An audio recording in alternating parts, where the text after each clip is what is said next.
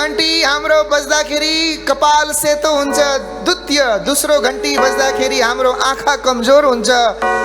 तेस्रो घन्टी बज्दाखेरि हाम्रो कान बहिरो हुन्छ, चौथा घन्टी बज्दाखेरि हाम्रो दाँतहरू सबै निस्किहाल्छन्, झरिहाल्छन्, अनि पञ्चम घन्टी बज्दाखेरि हाम्रो कमर दुखेर शरीर जर्जर हुन्छ, अनि षष्ठम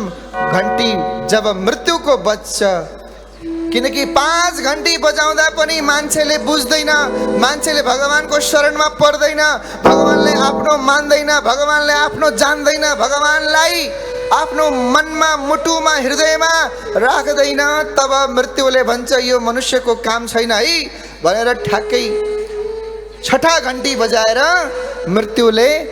मृत्यु ग्रसित गरेर सिधा नरक लोकमा लिएर गएर पछारिदिन्छ। अनि त्यहाँ गएर मान्छे रुन्छ, के गर्छ भन्नु न, धुरु धुरु रुन्छ, आमा आमा बा बा भनेर कराउँछ, मैले के गरेँ, हे राम राम राम राम, मैले के गरेँ, यस्तो मनुष्य शरीर मैले पाएको थिएँ, मैले त बर्बाद गरेछु भनेर पछतावा हुन्छ। तर त्यतिखेरको पछतावाले केही गर्न सक्दैन सज्जन।